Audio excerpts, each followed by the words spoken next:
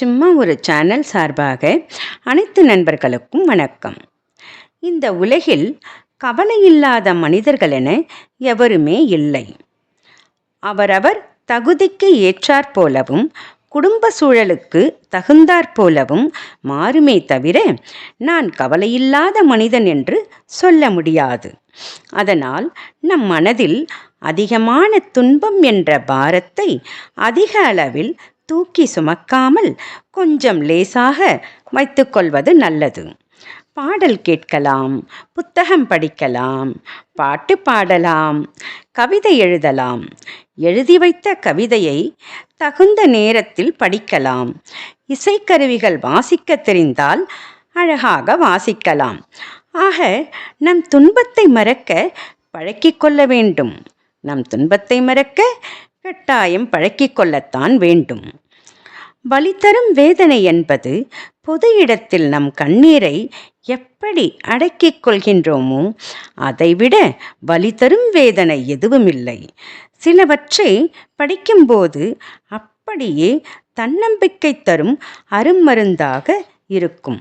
உன் வாழ்க்கை முழுக்க வலிகள் நிறைந்த மனபாரத்தோடு போராடுகிறோமே என்று மனம் தளர்ந்து விடாதே. கவலைக்கு ஒரு காரணத்தை வைத்த இறைவன் மகிழ்ச்சிக்கு பல வழிகளை நிச்சயமாக வைத்திருப்பான். எதற்கும் கலங்காதீர்கள். அடுத்து, உன்னை யாரும் விமர்சிக்க கூடாது என்ற எண்ணத்தை முதலில் விட்டுவிடு. விமர்சனங்கள் இல்லை என்றால் வளர்ச்சி இல்லை. வாழ்வில் மென்மேலும் வளர விமர்சனங்களை உரமாக்கிக்கொள். என்னையே விமர்சிக்கும் உலகம் உன்னை மட்டும் விமர்சிக்காதா என்ன என முருகப்பெருமானே சொல்வது போல் ஒரு வாசகர் எழுதியிருந்த வரிகள். அடுத்து, உன்னால் ஒருவன் மனமுடைந்து அதை இறைவனிடம் முறையிட்டு அழும் நிலைக்கு ஒருபோதும் கொண்டு வந்து விடாதே.